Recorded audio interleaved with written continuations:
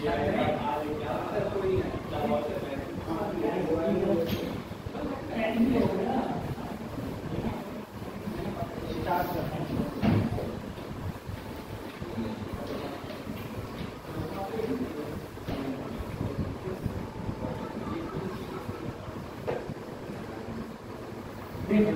हमने बात करी थी हमने बात करी थी कोलिजन। हम सब किसकी बात कर रहे थे? कोलिजन। ठीक है, अब कोलिजन में मैंने बहुत सारे कोलिजन कहते हैं, elastic collision, perfectly elastic collision. उसके मैंने फार्मूलाज की भी बात करी थी। कोलिजन के अपन लोगों ने फार्मूला की बात करी थी, कौन से फार्मूला कोलिजन में होते हैं। ठीक है, और इलास्टिक कोलिजन के लिए ई की वैल्यू क्या होती है, इलास्टिक के लिए ई की वैल्यू क्या होती है। ठीक है, उसके साथ में हमने बात करी थी परफेक्टली इलास्टिक, उसके लिए ई की वैल्यू क्या होती है। ठीक है, या इलास्टिक कोलिजन के लिए ई की वैल्यू क्या होती है। फिर हमने ई का फार्मूले की बात करी थी। ठीक है, इसमें जब दो बॉडीज थी, दो बॉडीज से मोशन कर रही थी और मोशन करने के बाद जब वो कोलिजन हो रहा था दोनों बॉडियों का, तो दोनों बॉडियों का कोलिजन हो रहा था। ठीक है, तब भी हमने फार्मूला की बात करी थी। V1 बराबर वही m1 minus m2 into U1 plus 2 U2 बटे m1 प्लस m2, ये सारी बातें करेंगे। ठीक है, अब हम इसी कड़ी में आगे बढ़ते हैं। ठीक, चलो आगे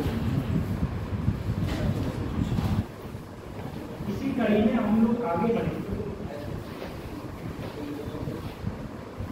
देखो बच्चों, एक चीज समझो, मैंने कल ही तुमसे बताया था, कल मैंने एक्सप्लेन भी करा था, कोई भी बॉडी अगर ऊपर से ड्रॉप करेगी, ड्रॉप करके कहां गिरेगी? नीचे। नीचे अगर वो मान लो v वेलोसिटी से टकराएगी, ठीक है, या फिर चलो v मान लो v वेलोसिटी से कोलिजन, अगर इसकी इलास्टिसिटी e है, तो कोलिजन के बाद जो मैंने कल ही निकलवाया था कि कोलिजन के बाद यदि इसकी वेलोसिटी v डैश है, क्या है? v डैश, तो v डैश होगी e इंटू कोलिजन से पहले जो वेलोसिटी थी वो, e इंटू कोलिजन से जो भी वेलोसिटी पहले थी वो ये फॉर्मूला। ठीक है, यदि मैं कहूं, यदि मान लो n कोलिजन है, वेलोसिटी आफ्टर n कोलिजन, कितने कोलिजन हो रहे हैं? n, तो जो वेलोसिटी बचती है वो बचती है e की पावर n into initial velocity u, initial velocity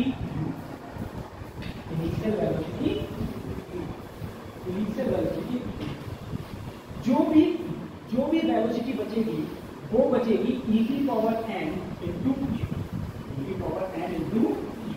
अब u क्या है? u है तुम्हारी इनिशियल वेलोसिटी, u है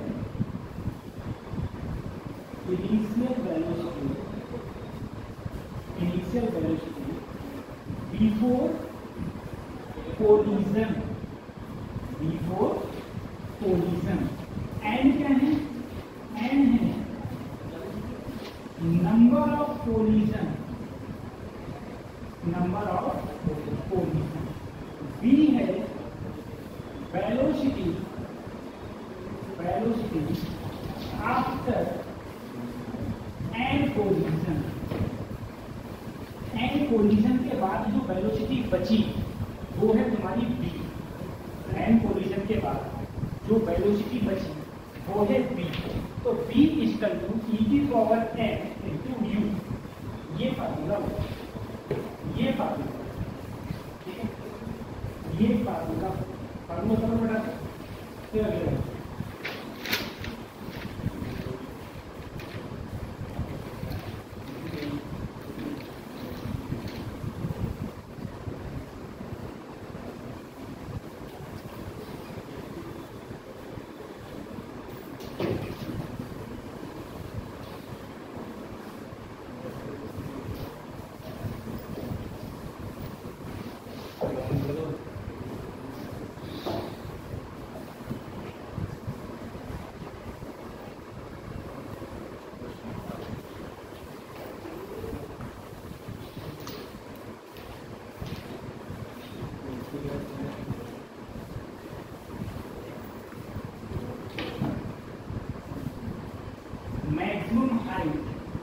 attend by and collision. And collision के बाद कितनी हाइट अटेंड करेगी, तो h डैश बराबर e की पावर 2n into h है तुम्हारी इनिशियल हाइट,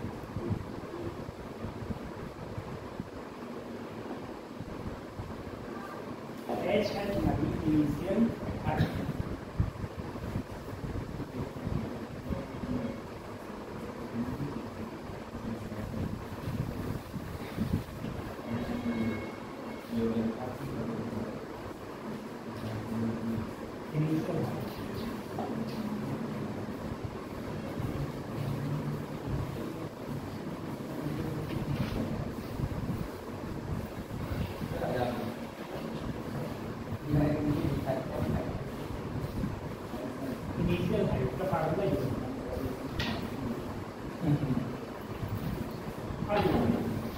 मैं इसकी बात करूँ सबसे पहले एक बार बताओ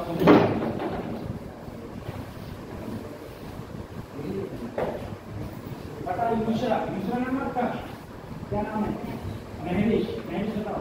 अगर ई की वैल्यू 0.6 है, कौन सा पोजीशन है, 6, कौन सा है, इलास्टिक पोजीशन है। इलास्टिक पोजीशन क्या है आपका, कहाँ रहती है बेटा,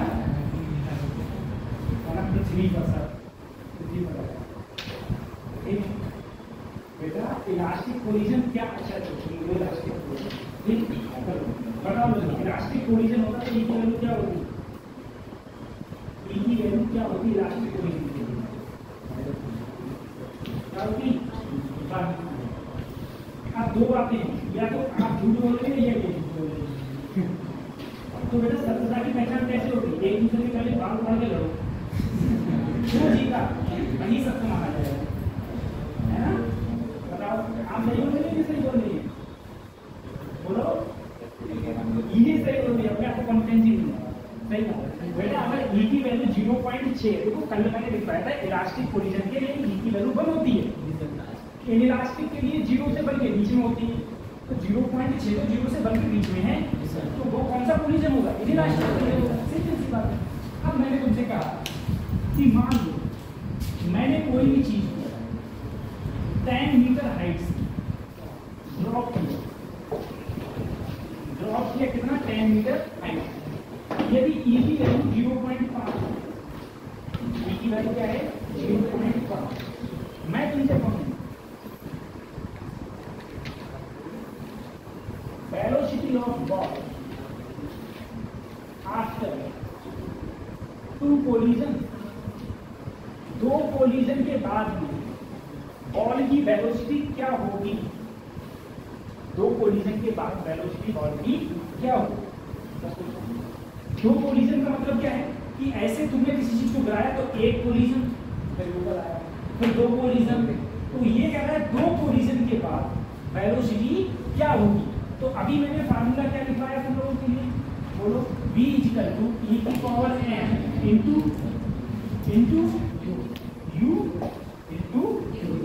u क्या है, u है पहले कोलिजन का टकराने से जस्ट पहले वेग, पहले कोलिजन का टकराने से जस्ट पहले वेग का गति, वही तो है। अब सर बात आ जाएगी कि यहाँ पर वेग वेलोसिटी होगा क्या, तुमने कितने ऊपर से ड्रॉप किया है 10 मीटर। मैंने कहा कि ड्रॉप करते हैं तो यहाँ पर जो वेलोसिटी हो जाती थी, तुम कल ही बोले थे सर √2g लेके जाती है, √2g, √2g की वैल्यू 10, h की वैल्यू 10, तो कितना आएगा 10√2, 10√2। ठीक है, जब मैं इसे सॉल्व करूंगा तो इसका मतलब ये है कि मेरी जो वेलोसिटी आएगी वो कितनी आएगी 10√2। ई की वैल्यू कितनी है सर 0. कितने कोलिजन बाद कहाँ है 2, तो n की जगह क्या रखूंगा 2। अगर n की जगह 2 रखूंगा बेटा 0.5 की 0.5 से मल्टीप्लाई करूंगा तो 0.25, इसकी जब इससे मल्टीप्लाई करा तो 2.5 मीटर पर सेकंड।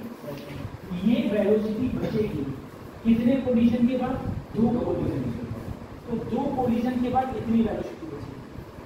और तुमसे अगर यदि उसी क्वेश्चन में पूछा जाता maximum height attend by the ball after two collision, after, तो तुम एन की जगह तो तुम ये वाला फॉर्मूला लगाते, कौन सा लगाते, ये वाला, तो तुम क्या करते सर, एच डैश बराबर ई की पावर, तुम एन की जगह क्या लगाते, दो, कितने कोलिजन, दो कोलिजन, और इनिशियल हाइट कितनी थी, एच, तो ई की जगह लगाते 0.5 224 इंटू 10।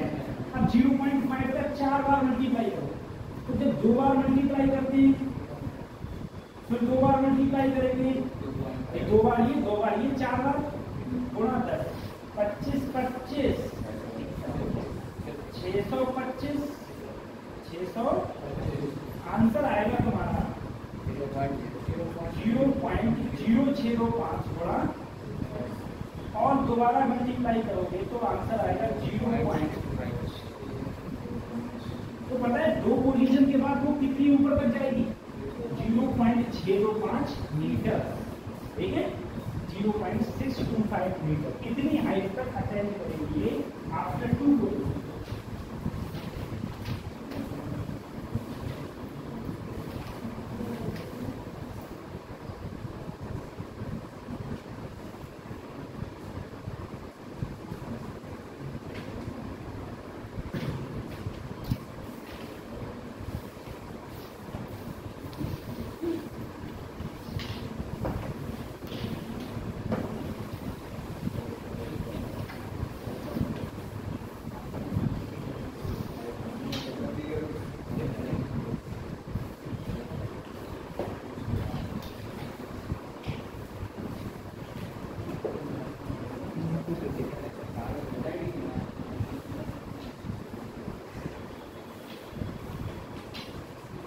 हो गया।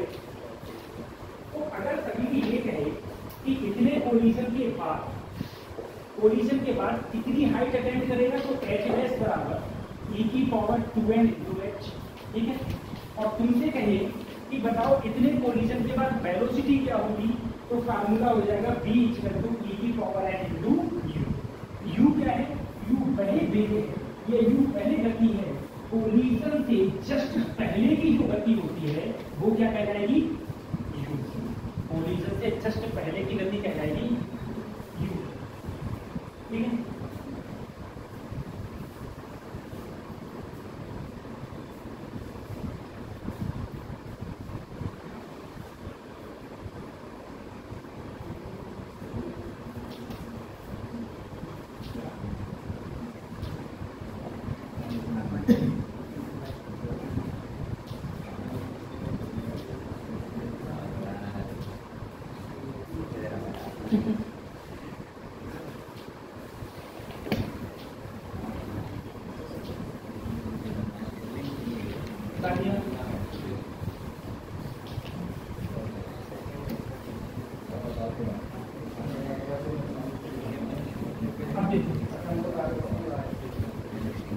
अगला फार्मूला है मैक्सिमम डिस्टेंस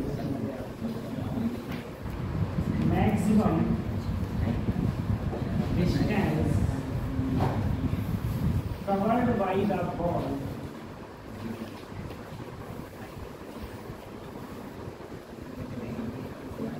बिफोर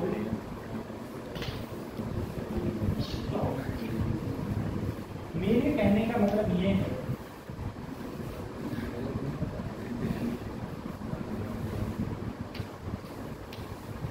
ये फार्मूला, ठीक है। देखो ऐसा है, एक बात जरा सोचो सर, अगर मैंने यहाँ से कोई बॉल गिराई, ये यहाँ से कोई बॉल गिराई, ये जमीन तो बॉल टकराएगी, फिर ऊपर ऐसे भी चलेगी। अब सोचो यहाँ से आई डिस्टेंस चली, गई तब भी डिस्टेंस चली, फिर डिस्टेंस चली, फिर डिस्टेंस चली, फिर डिस्टेंस चली, तो इसने कहा वही डिस्टेंस जो कि कोई बॉल, वो डिस्टेंस जो कि कोई बॉल रुकने से पहले बिफोर स्टॉप चलेगी तो कितनी दूरी चल सकती, ठीक है। जैसे मैंने अगर यहाँ से छोड़ू किसी चीज को, तो जाने में गई वो भी डिस्टेंस, वापस आई वो भी डिस्टेंस, फिर डिस्टेंस, फिर डिस्टेंस, तो जितनी ये डिस्टेंस चलेगी जब तक बॉडी रुक ना जाए। तो कितनी डिस्टेंस से चलेगी, तो उसका जो फार्मूला होता है वो होगा h बराबर 1 + e² 1 - e² अपॉन h, जहां h क्या है, h है प्रारंभिक हाइट या इनिशियल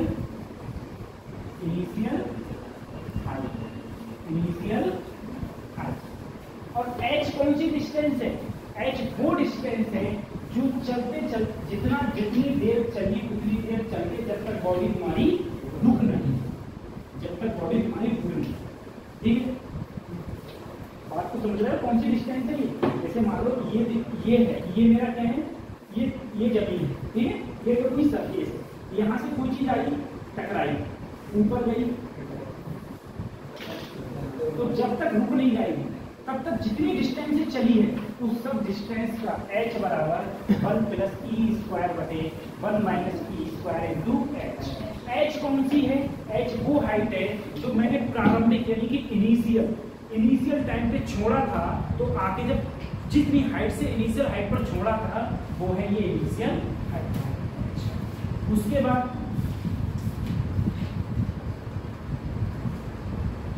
मैक्सिमम टाइम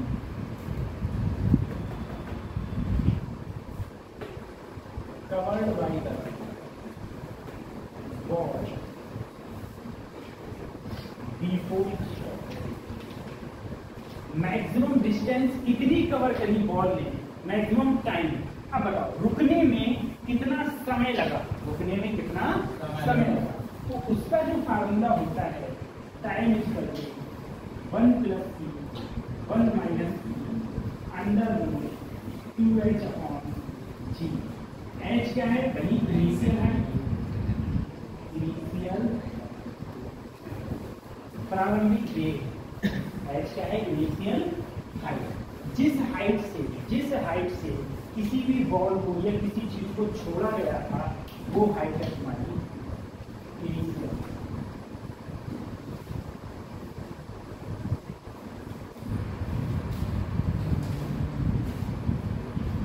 h को भी इनिशियल, सही है ये।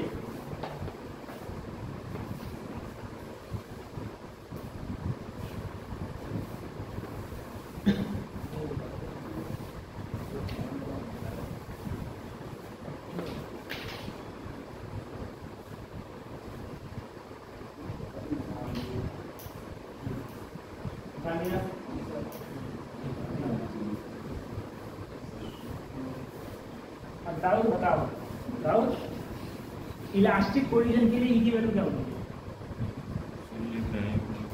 कल आए नहीं थे, लिख रहे आराम से लिखो, सरकार तो तुम्हारी ही है सरकार नहीं है। तुमने एक चीज देखी, तुम कभी भी सोशल मीडिया साइट खोलते हो, सोशल मीडिया चलाते हो, तुमने आज तक कोई भी बंदा, कोई यूट्यूबर, कोई नेता, कोई बिजनेसमैन ऐसा देखा जो दाऊ के खिलाफ बोल रहे? दाऊ बताओ, कोई नहीं बोल सकता बेटा, खौफ रहता है ना, आज बोलेगा कल बोलेगा, कौन जिम्मेदार है, कैसे हो जाओ।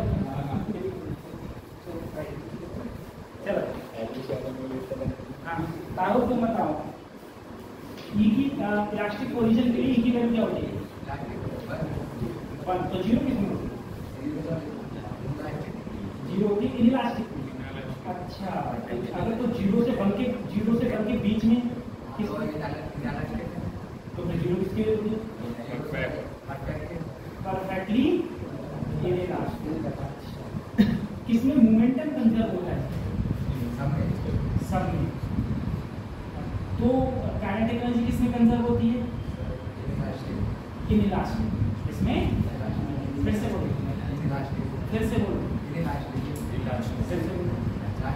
इलास्टिक किसमें होती है, इलास्टिक। काइनेटिक एनर्जी कंजर्व होती है इलास्टिक, मोमेंटम सब में, मोमेंटम सब। अब बताओ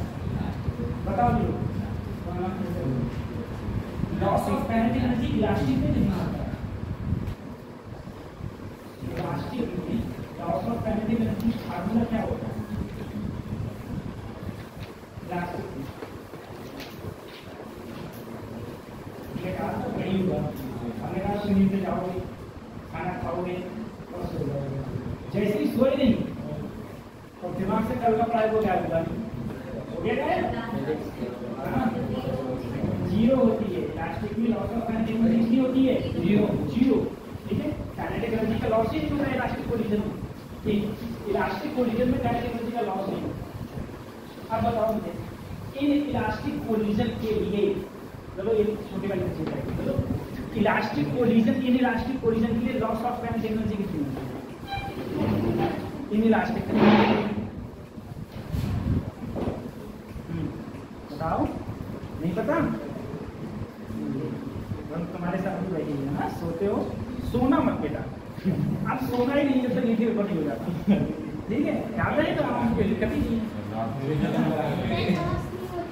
लॉस नहीं होती है इन इलास्टिक में।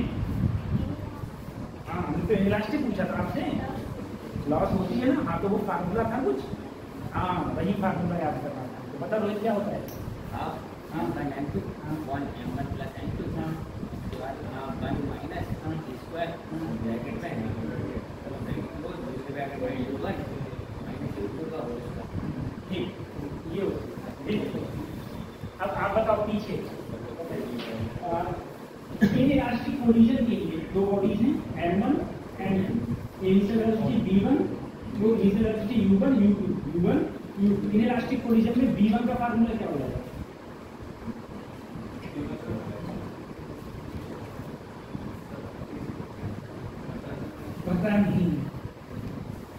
पता नहीं हो जाएगा। नया फार्मूला जब करेंगे तुम बताओ क्या होगा? इन इलास्टिक कोलिजन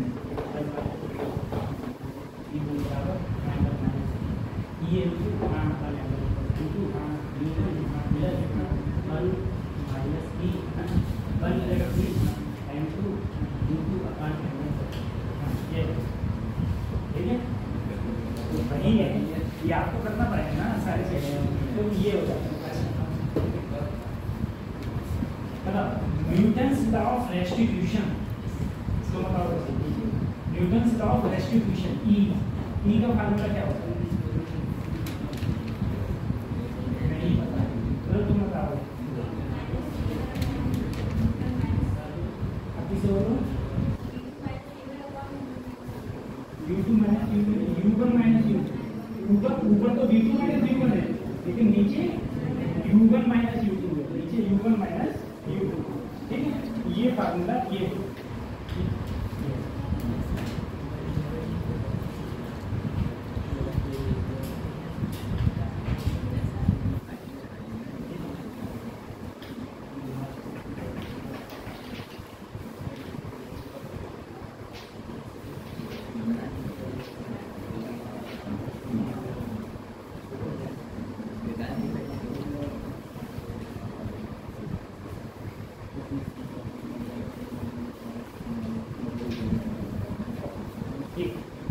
क्वेश्चन लगाना। ठीक है,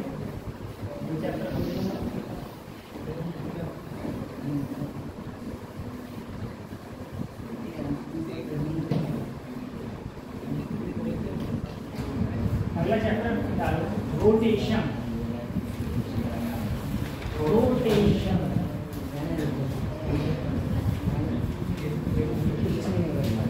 रोटेशन ठीक है, अपना ये नया चैप्टर है।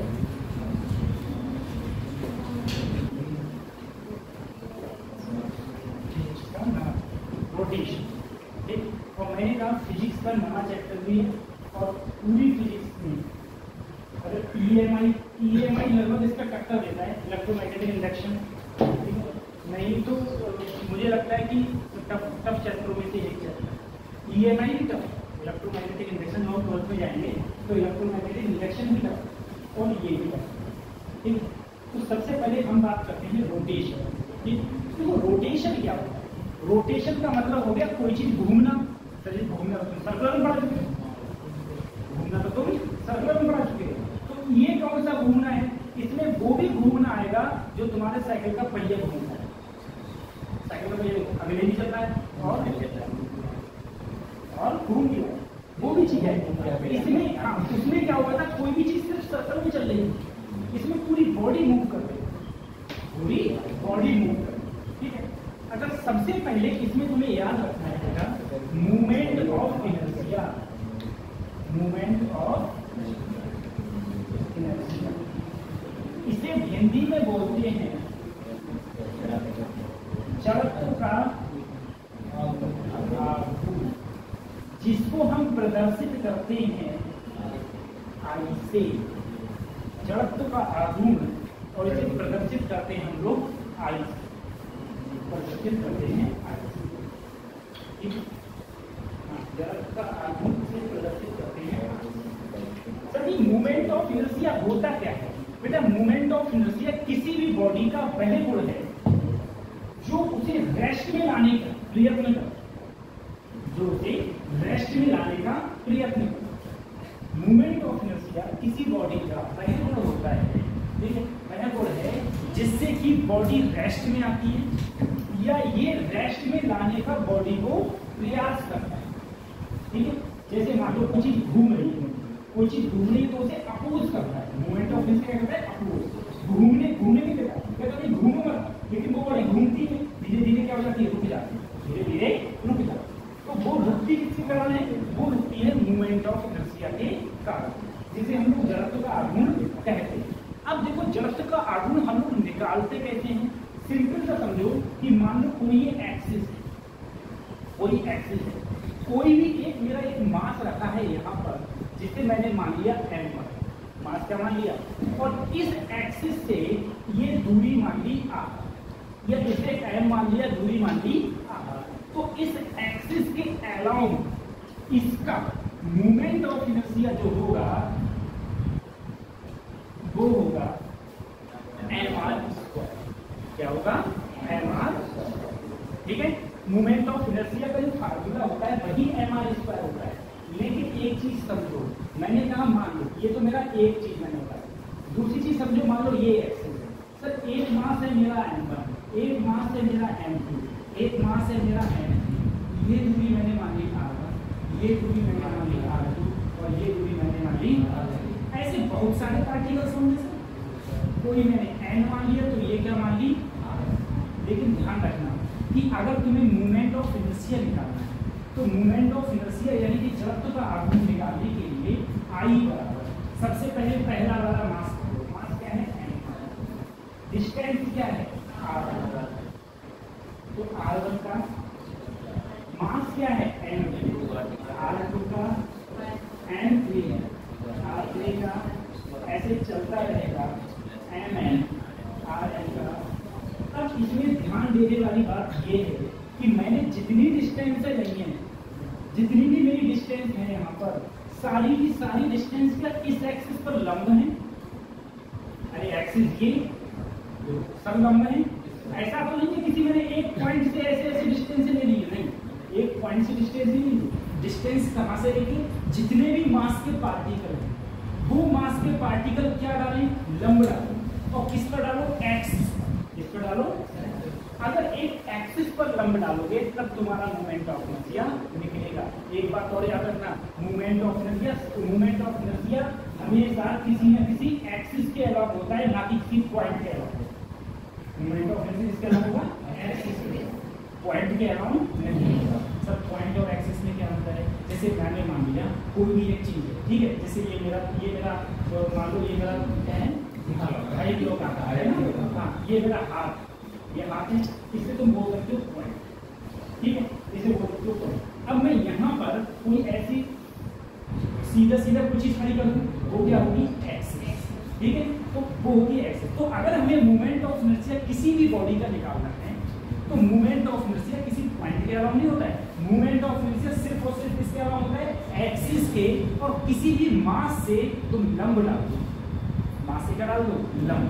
जो ये दूरी होंगी, मास इंटू दूरी का स्क्वायर, मास इंटू दूरी का स्क्वायर, जितने मास होंगे सबका, तो तुम्हारा ये आता है आई बराबर मूवमेंट ऑफ इनर्शिया का फार्मूला। ठीक है, m1 r1 square, m2 r2 square, movement of inertia.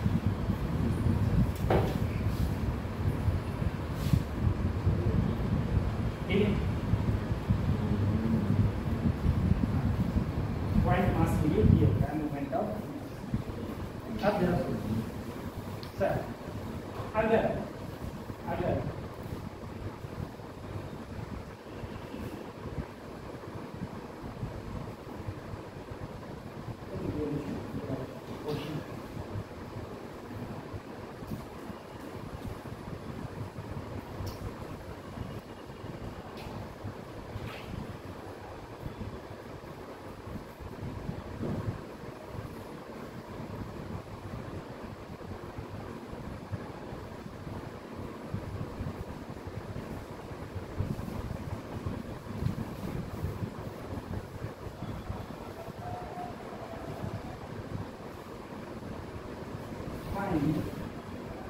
movement of inertia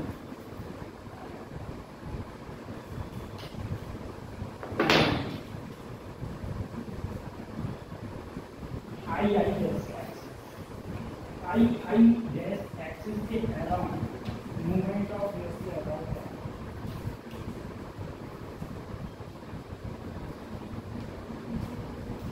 इसलिए around movement of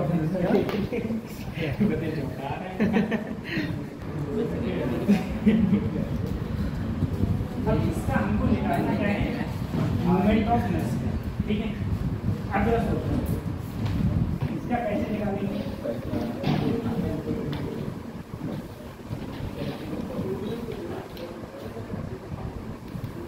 देखो एक बात सोचो, सर एक्सिस हमारी कौन सी है,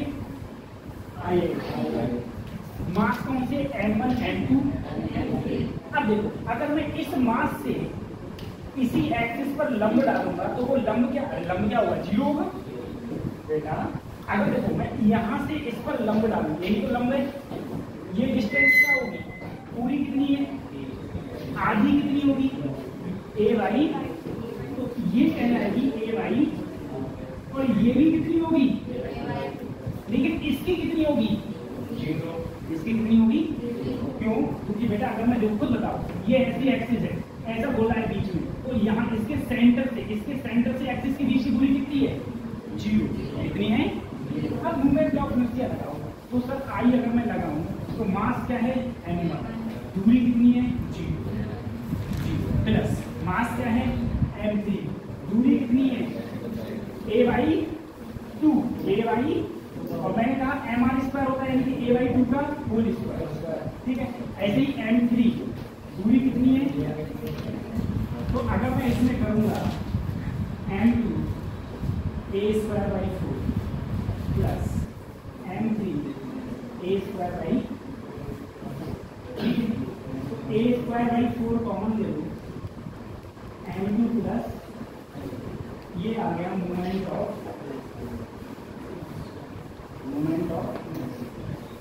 ठीक है, ये आ गया movement of inertia.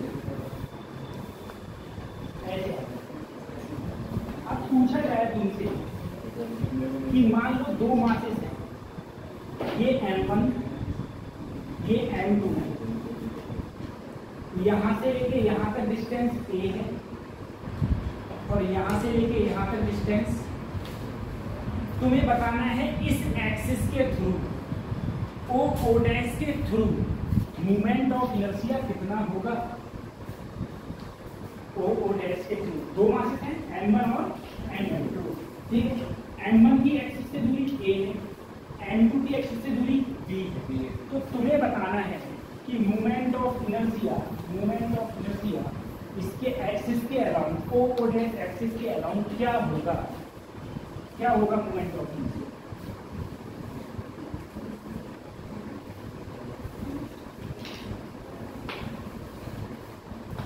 Movement of inertia क्या होगा, तो सर अगर मैं o डैश के अराउंड मूवमेंट ऑफ इनर्शिया लेती हूँ, सबसे पहले पहला मास पकड़ा, मास क्या है m1, डिस्टेंस क्या है m1 की a, एक्सिस से a ही तो है, तो a²।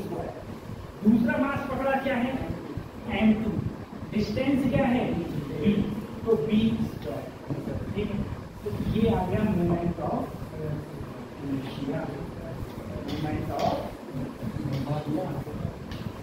ये मोमेंट ऑफ इनर्शिया, ठीक है, moment of inertia. O dash के अराउंड जब दो मासेस हों, एक m1 और एक m2, नहीं घूमने रखे हैं, रखे तो उसके अराउंड मोमेंट ऑफ इनर्शिया, ठीक है, रखे हैं, जरूरी नहीं घूम रहे, और घूम रहे होंगे तब भी इतना ही होगा, रुके हुए होंगे तब भी इतना ही होगा, मोमेंट ऑफ इनर्शिया इतना ही होगा। अब अगर मास का डिस्ट्रीब्यूशन,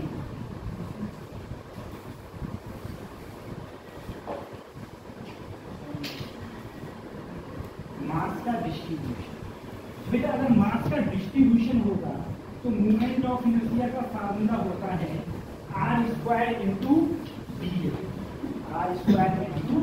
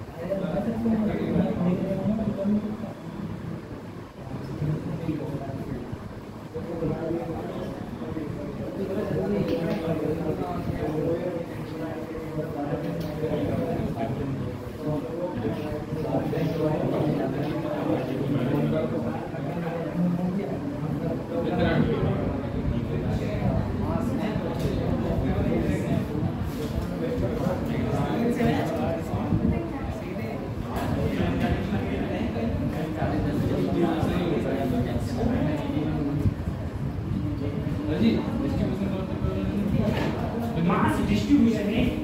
मास डिस्ट्रीब्यूशन का मतलब होता है मास, जैसे कोई भी चीज है, जैसे ये है तो मास देखो अलग अलग अलग अलग है ना, हर डिस्टेंस के हिसाब से मास क्या है अलग, वही हाँ ये मास का वितरण हो रहा है, मास का क्या है इसे अगला हेडिंग डालो रेडियस ऑफ गायरेशन, अगला हेडिंग डालो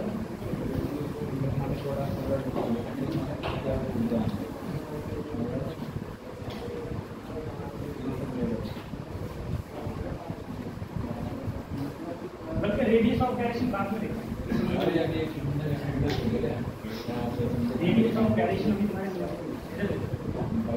मूवमेंट ऑफ इनर्शिया, मैं कुछ मूवमेंट ऑफ इनर्शिया लिखवा रहा हूँ जो तुमको याद करना है, प्रॉपरली याद ही कर, ठीक है। मूवमेंट ऑफ कुछ सबसे पहले मैं बात करूं थिन रॉड की, इसकी बात करूं ऐसी कोई थिन रॉड है जिसकी लेंथ L है, इसकी लेंथ क्या है L, और इसका मास जो है वो है M। एक कोई थिन रॉड है जिसकी लेंथ क्या है L, मास क्या है M। अगर मैं इसके सेंटर के अराउंड, ये सेंटर है, सेंटर के अराउंड मोमेंट ऑफ इनर्शिया देखूं, मैं इसे I1 मानूं, तो I1 होता है बच्चों ml square upon 12, ml square upon 12। अगर मैं लास्ट कॉर्नर के अराउंड देखूंगा तो लास्ट कॉर्नर के अराउंड होता है ml स्क्वायर अपॉन 3, और अगर मैं ये बीच वाली एक्सिस के अराउंड देखूंगा तो होगा 0, और अगर मैं यहाँ से कुछ एंगल पर देखूंगा, कितना एंगल यहाँ से थीटा, तो ml square upon 12 sine square theta. मैं यहाँ देखूं I5 तो ml square upon 3 sine square theta, sine square. अब समझो मान ये बहुत पतली रॉड है, ठीक है, पतली रॉड। इस पतली रॉड का ऐसे रॉड है, इसका मैं ये बीच वाला बिंदु,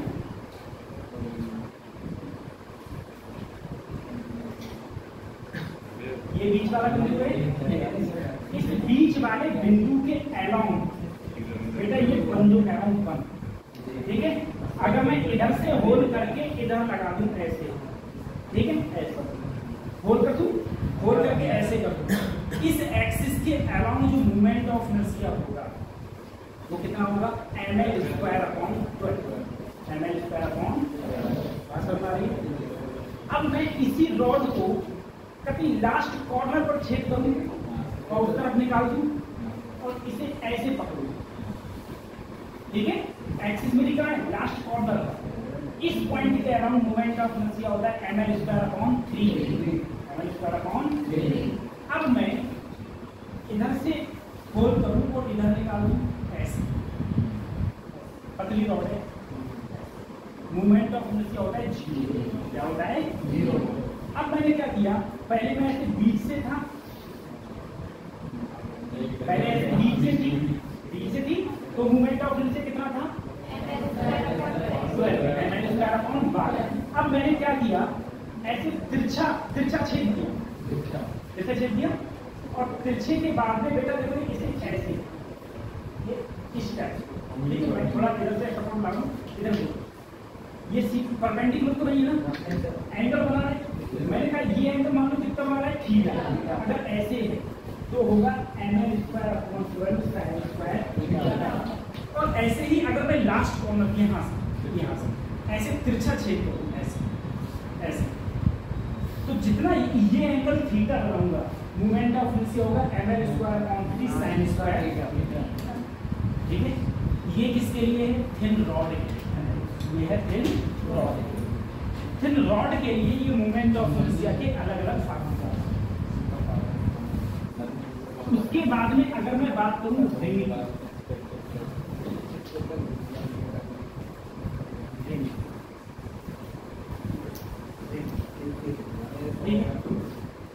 रिंग क्या होती है, रिंग क्या होती है, बोर्ड चलिए टीवी को बोर्ड है, बताओ रिंग क्या है, कड़ा, चूड़ी, ये क्या है, रिंग है, ये क्या है, रिंग। अगर मैं रिंग का रिंग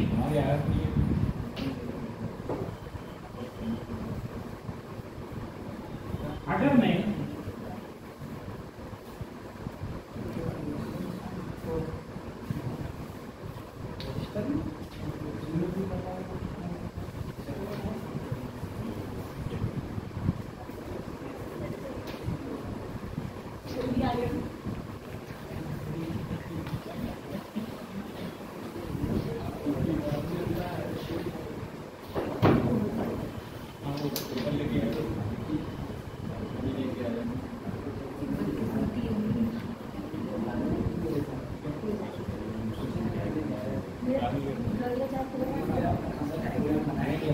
मुझे पता नहीं कभी नहीं चलता।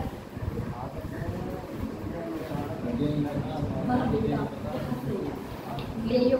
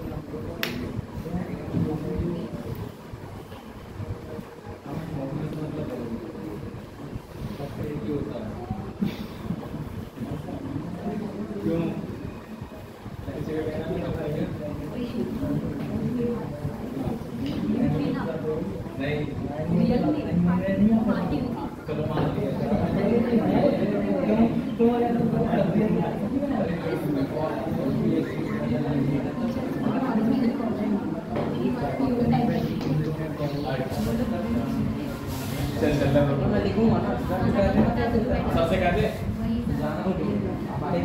पहली आउट हुई विनर आया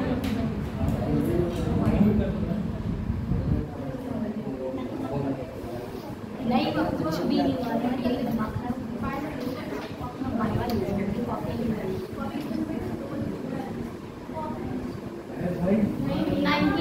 वो भी टीचर्स डे का यही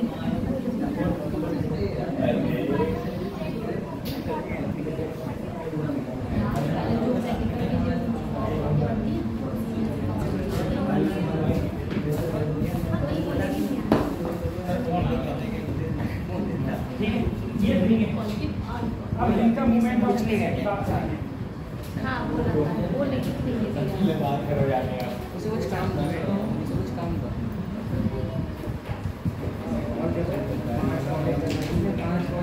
मेरा काम मेरे साथ। ये जब पे दो के वाले से उसके वाले से पहले एक वो हाँ तो ठीक तो है। चलो बहुत सब एक तरफ से हमने सुबह मिस कर दिया था। हमने तो कर दिया सुबह, लेकिन हम फिर से कर सकते हैं। मान लीजिए वाली बुक दे दे। मत करो नहीं लगी। ठीक है। अरे प्रैक्टिकल चल रहा है। कल ले। कल ही आओ। सुबह मैंने कितने बजे कर दिया? सुबह मैंने 6 बजे कर दिया। उठ के ना, उठ के आना। अरे नल्ले लोग अच्छा हैं ये। अच्छा, ले ले ले ले भाई, ले ले। और आगे करके दाओ। अब मैं नहीं दूंगी। दाओ दे दे दे दे। अरे दे दे दाओ। अरे मैं कहाँ गया? स्टैंड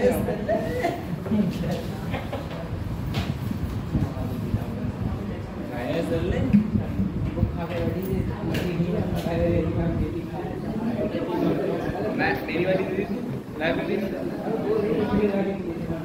उसकी फोटो स्टेट करा दी हुई। कोई पागल फोटो स्टेट करा दी उसकी। क्या है, ये प्रैक्टिकल चल रहा है। चल ठीक है, हो जाता है। मैं तुझे तो मैं करा दूंगी।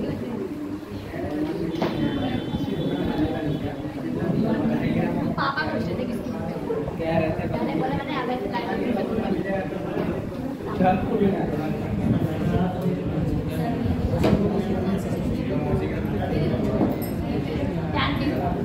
सारे स्टूडेंट्स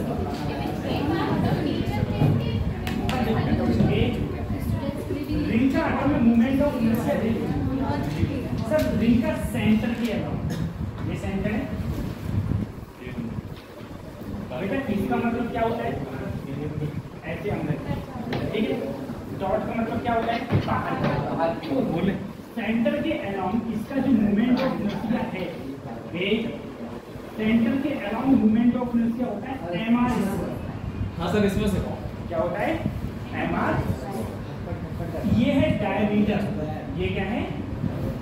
डायमीटर के अराउंड मोमेंट ऑफ इनर्शिया होता है mr²/2। डायमीटर के अराउंड मोमेंट ऑफ इनर्शिया होता है mr²/2। ठीक है। अब देखो कैसे, जैसे ये है, ये रिंग तो है, ये क्या है? रिंग। अब बच्चों एक इस रिंग को, ठीक है, ऐसे मान लो अपन हवा में ऐसे लटका दिया है, ऐसे हवा में लटका दिया। इस हवा में लटकाने के बाद ये सेंटर है सब, इसके अराउंड अगर मैं मूवमेंट ऑफ इनर्शिया देखूंगा तो क्या होगा? mr²/2। वो mr²। अब मैं क्या करूँगा? अब मैं ऐसा करूँ, इधर से एक छेद करूँ, एक इधर से, और इसके अराउंड अब मैं इसके अराउंड देखूंगा ऐसे, ठीक है बेटा। इधर से होल्ड करके, इधर से होल्ड करके, देखो डायमीटर के अराउंड हो गया। तो डायमीटर के अराउंड जो मूवमेंट ऑफ इनर्शिया होता है वो होता है mr²/2। ठीक है, सही। समझा? उसके बाद तू ही नहीं समझा। अब हम बात करते हैं बेटा डिस्क की। डिस्क की बात कर रहे हैं।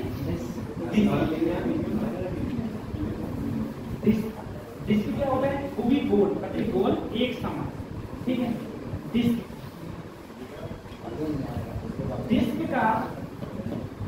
डिस्क का रेडियस के अराउंड जो मूवमेंट ऑफ इनर्शिया होता है, एक तो रेडियस है, ये क्या है? रेडियस। डिस्क का रेडियस के अराउंड जो इसके सेंटर के अराउंड जो मूवमेंट ऑफ इनर्शिया है, उसका फार्मूला होता है बच्चों mr²/2। और डायमीटर के अराउंड जो मूवमेंट ऑफ इनर्शिया होता है, एक डायमीटर, ये I2 है, ये I1 है। डायमीटर के अराउंड मूवमेंट ऑफ इनर्शिया होता है mr²/4। mr²/4, ठीक है। कैसे सर? डिस्क का इसके एक्सिस के अराउंड होता है mr²/2 और डायमीटर के अराउंड होता है mr²/4। हाँ, डायमीटर के अराउंड, तो डायमीटर के अराउंड, ठीक। ये ठीक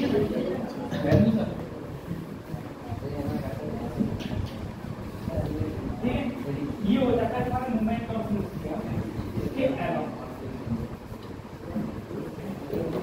मेरे को थोड़ा पैकेट रख के उसके बाद एक बार बताओ, अगर तुम एक रिंग के ऊपर दूसरी रिंग, तीसरी रिंग, चौथी रिंग, ऐसे रिंग के ऊपर रिंग रखते हुए चलेगा तो क्या बन जाएगा? सिलेंडर। लेकिन कैसा? Hollow cylinder. अगर तुम किसी एक रिंग के ऊपर और रिंग डालते चले गए तो वो एक प्रकार से क्या बन जाएगा? Hollow cylinder. ठीक है। और अगर मैं हॉलो सिलेंडर का, अब मुझे बताओ, एक रिंग का सेंटर के अराउंड क्या होगा था? एमआर। तो इस हॉलो स्फीयर का भी इस बीच वाली एक्सिस, यही तो इसका सेंटर होगा, यही क्या होगा? इसका सेंटर।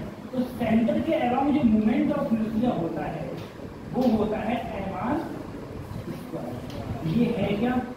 ये है हॉलो सिलेंडर। हॉलो, ये है हॉलो।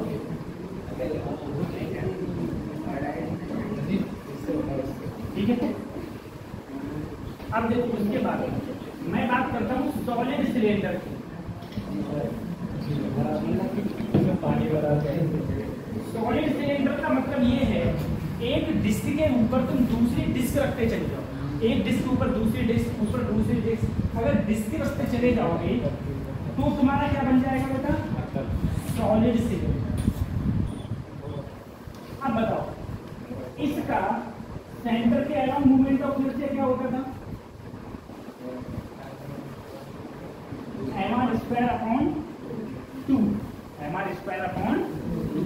तो इसका मूवमेंट ऑफ इनर्शिया हो जाएगा I1 mr स्क्वायर अपॉन, ठीक है। उसके बाद आता है सॉलिड सिलेंडर हो गया। उसके बाद देखो स्फीयर। सबसे पहले hollow sphere, hollow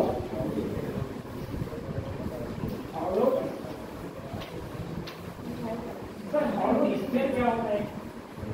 hollow sphere का मतलब है खोखला गोला। क्या है?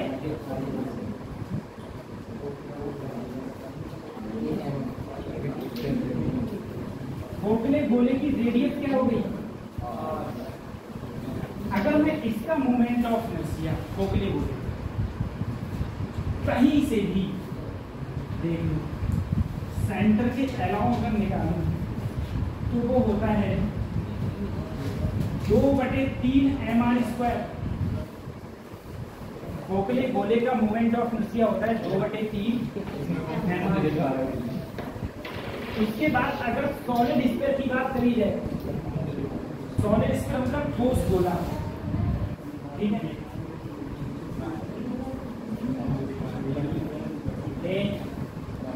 सॉलिड स्फीयर की बात करी जाए तो सॉलिड स्फीयर का सेंटर के अराउंड जो मोमेंट ऑफ इनर्शिया होता है 2/5 mr, 2/5 mr, 2/5 mr। सॉलिड वाले का 2/5 mr स्क्वायर, हॉलो का होता है 2/3 mr स्क्वायर। इसका सॉलिड सिलेंडर का mr square by 2, mr square by 2 का, mr स्क्वायर बाई 2 का।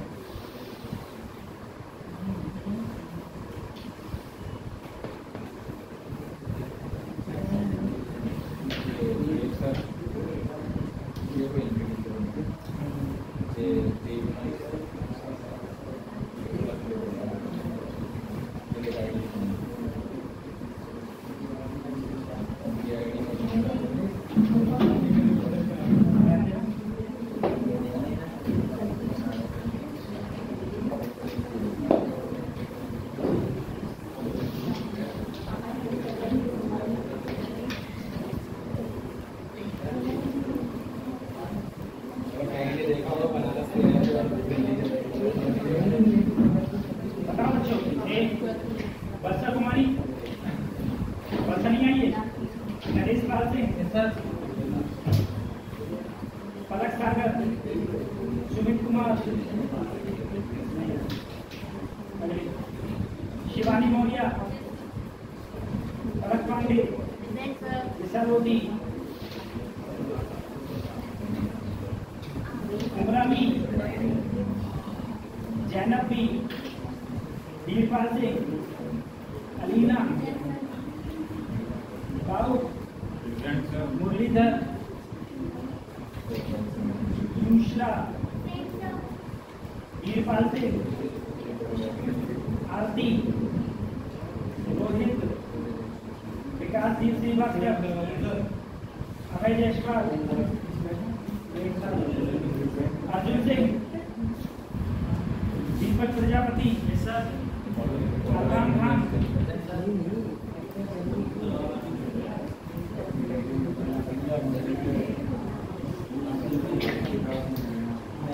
छाया गंगवार, रोहित मिश्रा, विनय त्रिपाठी, माहिर, महवेश, उमरा फातिमा, सपना, Vaishali, Nancy, Kritika, Lubna,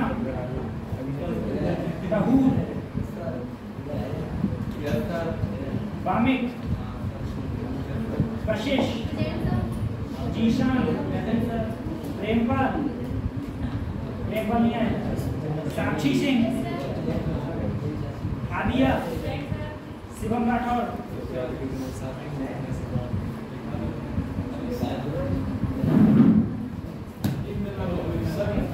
document submit कर दिया आपने?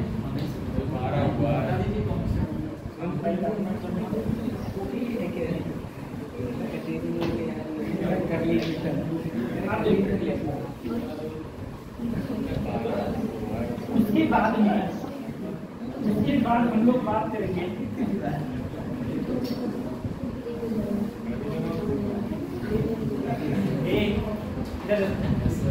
इसके बाद हम बात करते हैं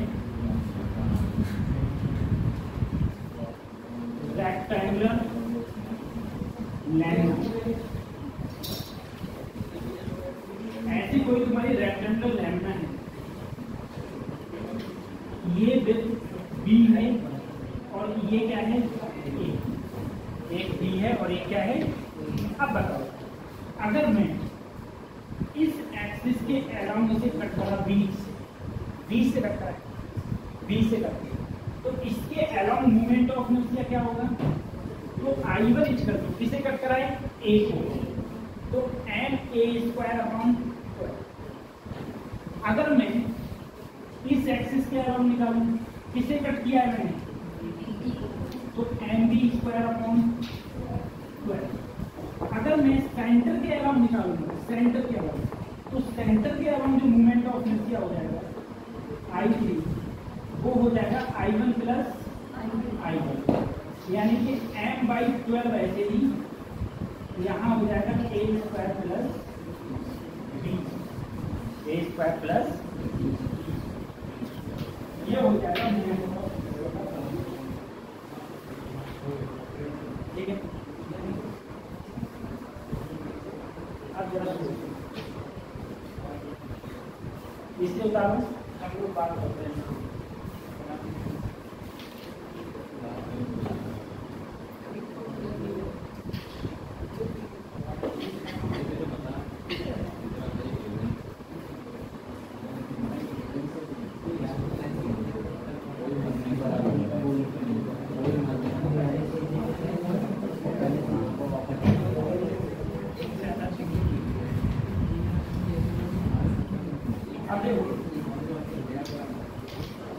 एक बात सबसे पहले हम लोग बात करें,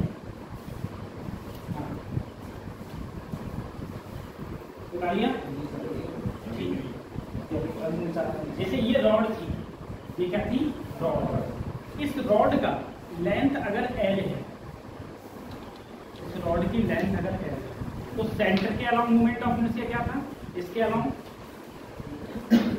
ml²/12, ml²/12, और लास्ट कॉर्नर के अलाउंग इसके अलाउंग 0 क्या था, 0। रॉड के बाद आई रिंग, रॉड के बाद क्या आई रिंग मतलब कड़ा या चूड़ी, वही तो रिंग है। हाँ अब देखो अंगूठी, अंगूठी में छोटो है ना बेटा, देखो ये है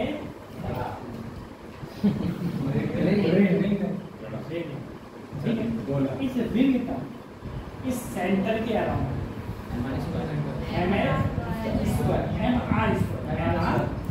अब मैं इधर से इसे खींचते अराउंड ऐसे MR²/2, ठीक इतना ये। अब तुम समझ जाओ डिस्क, क्या समझो डिस्क, जैसे मान लो बेटा जैसे ये गोल है, जैसे मान लो ये गोल है, ठीक है। ये अगर गोल है तो इसका इसके अराउंड, इसके अराउंड अगर ये गोल है, अगर ये गोल है तो इनका क्या होता है डिस्क का MR²/2, MR²/2। अब डायमीटर वैसे अगर ये गोल होता, ठीक है, तो जैसे अगर ये गोल होता तो ऐसे में इधर से गोल करके इधर निकाल देता, तो ऐसे घुमाता, मान लो जैसे ये गोल गोल घूम रहे हैं तो उसका क्या होता है MR²/4। अब पता, तुम्हें पता है अगर मैंने रिंग के ऊपर रिंग रखता चला गया, ठीक है, रिंग के ऊपर रिंग, तो क्या वो ऐसा सिलेंडर बन जाएगा, जैसे मान लो ऐसा सिलेंडर बन जाएगा। इस सिलेंडर का मैं इस सिलेंडर का यहाँ से निकालूं और इसके अलावा वही होगा कि अगर मैं इसका एक टुकड़ा काटूं तो क्या वो रिंग नहीं बन गया? क्या बन गया? तो रिंग का सेंटर के अलावा मूवमेंट ऑफ इनर्शिया क्या होता है MR²। तो अगर ये खोखला है ये खोखला, तो इसका इस डायमीटर के अराउंड भी क्या होगा MR। अब बताओ अगर ये सॉलिड है, सॉलिड का मतलब क्या है डिस्क के ऊपर डिस्क रखता चला जाए, एक डिस्क के ऊपर दूसरी डिस्क फिर दूसरी डिस्क, तो वो क्या बन जाएगा सॉलिड सिलेंडर। तो उस सॉलिड सिलेंडर का सेंटर के अराउंड MR²/2,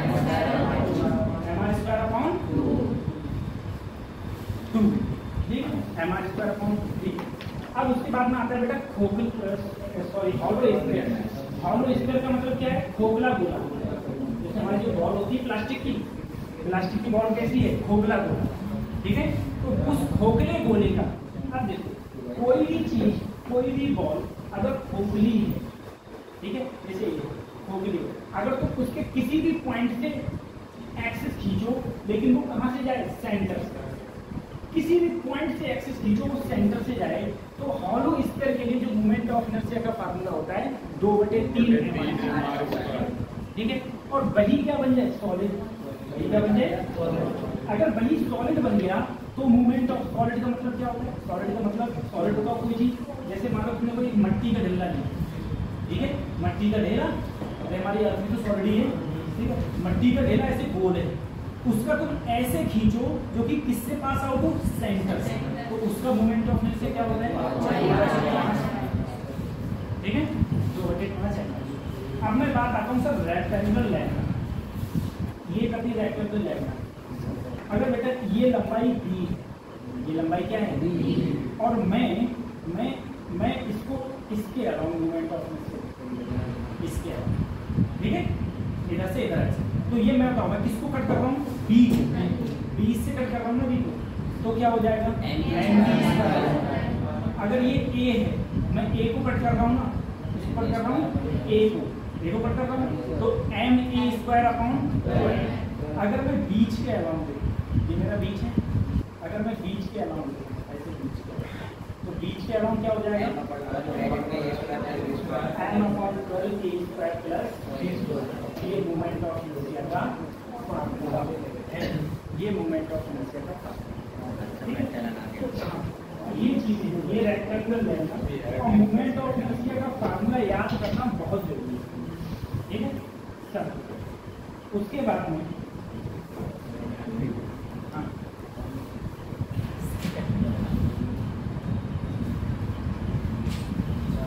ये सारा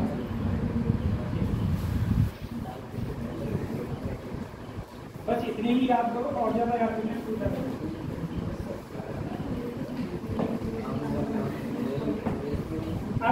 रेडियस ऑफ गायरेशन।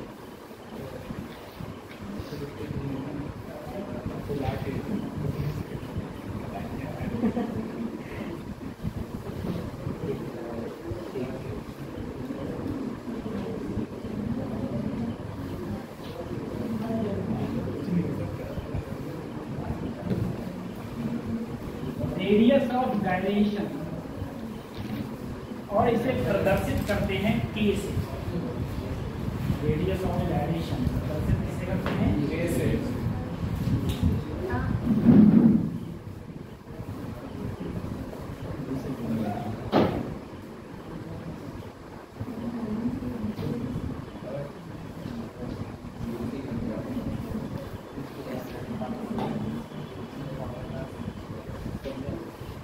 प्रदर्शित करते हैं के से। अब रेडियस ऑफ गायरेशन देखो होता है, मैंने कहा कोई भी मेरे पास में कोई बॉडी है जिसका मास m है और इसका इस एक्सिस के around movement of inertia I है। इस एक्सिस के अराउंड मूवमेंट ऑफ इनर्शिया क्या है? I। मैंने क्या किया, इस मास को पकड़ के सकोड़ दिया, ठीक है, कंप्रेस कर, मास को पकड़ के कंप्रेस कर। देखो ऐसा है, हमारी दुनिया ना बहुत विचित्र है, पृथ्वी बहुत विचित्र है। तो वही बात है, मैं ज़्यादा कभी तो फिजिक्स में ज़्यादा घुसता नहीं हूँ, तो अगर लेक्चर स्टार्ट हो गया ये सोचो कि बस तो दुनिया में चाहिए। हमारी अगर हम हमारी अर्थ को तुम्हें इतनी बड़ी दिखती है, अगर हम इस अर्थ को कंप्रेस करते हैं, कंप्रेस का मतलब दबा, तो ये पूरी अर्थ मुश्किल से इतनी बड़ी होगी, इतनी दब सकती है हमारी अर्थ, ठीक है। और जब अगर तुमने इतनी दबा दी तो यही अर्थ ब्लैक होल में कन्वर्ट हो जाएगी, ठीक है, जिसकी ग्रेविटी इंफिनिटी होगी, जिसकी ग्रेविटी इंफिनिटी, ठीक है। अब तुम सोचो अनंत, अब तुम सोच रहे हो अर्थ को कंप्रेस करके इतना बड़ा कर सकते हैं, तो हम अपने आप को कंप्रेस करके कितना कर सकते हैं? लेकिन देखोगे ही नहीं वो कौन है ना। तो वही चीज अब देखो, अब अगर मैं इस मास को कंप्रेस करूं, मास को कंप्रेस करने पर मास में चेंजमेंट, अब मैं इस मास को इतना कंप्रेस कर दूं और कंप्रेस करके एक पॉइंट बराबर मास लिया, कितना बड़ा मास हो गया ये पूरा मास, कितना हो गया? इस मास को इतनी दूरी पर रखूं, यहां से इतनी दूरी पर रखूं कि इसका मूवमेंट ऑफ इनर्शिया क्या होगा? m, और ये दूरी अगर मैंने k ली, ये दूरी क्या ली? तो m² इसका ही वैल्यू इसके क्या रहे? बराबर। फिर देखो कोई भी बॉडी है, उस बॉडी का इसके अलावा मूवमेंट ऑफ इनर्शिया क्या है? I, मास क्या है? m, ठीक है। मैं इसको सपोर्ट कंप्रेस करने के बाद मास तो इसका वही रहा, मास इसका वही रहा, बस मैंने उतनी दूरी पर रखा कि जो पहले मूवमेंट ऑफ इनर्शिया था और वही मूवमेंट ऑफ इनर्शिया कहाँ रहे? अब जो पहले था वही अब है। पहले भी क्या था? I, अब भी क्या है? तो अब मूवमेंट ऑफ इनर्शिया क्या हो गया? mk²। तो k अगर मैं k की वैल्यू निकाली तो I/m यानी कि √I/,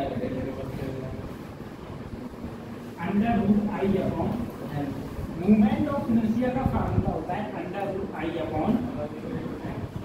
इसे बोलते हैं हम लोग radius of gyration, radius of gyration,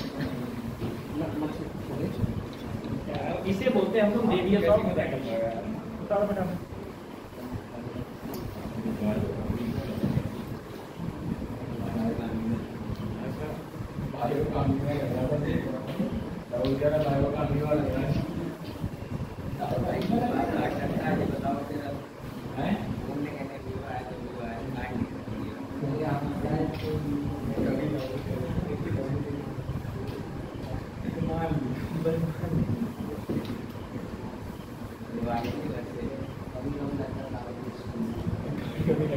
दारूचे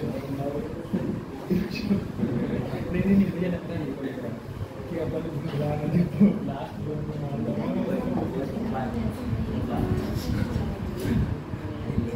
तो k बराबर under root I upon m radius of gyration का फार्मूला है। रेडियस ऑफ गायरेशन का फार्मूला k बराबर अंडर रूट आई अपॉन ये फार्मूला होता है रेडियस ऑफ चलो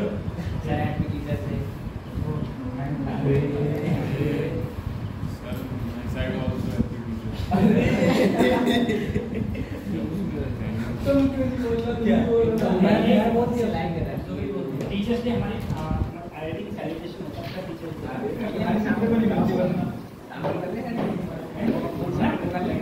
ऐसे शाम को सेलिब्रेशन नहीं होता, जैसे हम लोग मॉर्निंग में ही पहुंच जाते तो हम लोग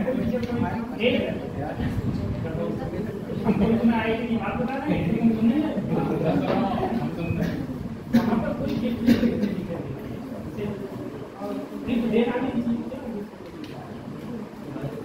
वहाँ पर क्या होता था, हम लोग जैसे कंट्रीब्यूट करते थे, जो भी कंट्रीब्यूशन रहता था, जैसे मान लो अगर पर स्टूडेंट को 1000 रुपीज़ कंट्रीब्यूट करे और 1000 रुपीज़ आराम से कंट्रीब्यूट कर देते थे, क्योंकि हर कोई स्टूडेंट अर्निंग करता था।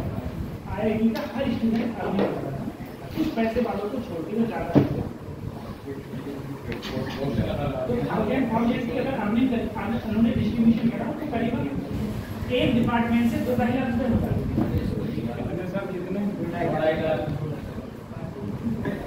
अगर दीपावली वाली सुन ली तो क्या करते थे, जैसे 60-70 हज़ार रुपये जो उन्होंने कम कर दिए सेलिब्रेशन में, बाकी जितना पैसा बचता था हम लोग करते थे एक छोटा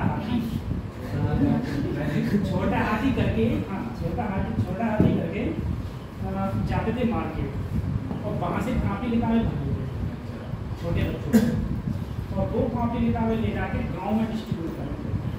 जितना पैसा बचता था उन बच्चों को नहीं तो बोल जा रहे हो ना तो उनके पास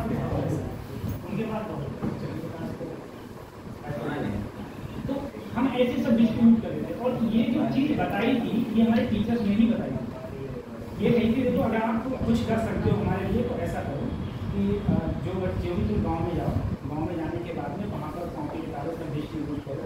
अरे बच्चा कुछ नहीं करेगा, कम से कम उस दिन तो पड़ेगा, नई कॉपी मिली है, ये नई किताब मिली है, ये नई पेंसिल मिली है, तो हम कह रहे हैं, वो कह रहे थे कि चलो मान लो कभी नहीं पड़ेगा, लेकिन जब उसे नई कोई चीज़ मिलेगी ना तो उस दिन तो पड़ेगा। अगर वो 1 घंटे भी पढ़ लिया तुम्हारी किताब से, ये 1 घंटे भी उसकी चित्र पलट के देख लीजिए तो समझो तुम्हारे पैसे इस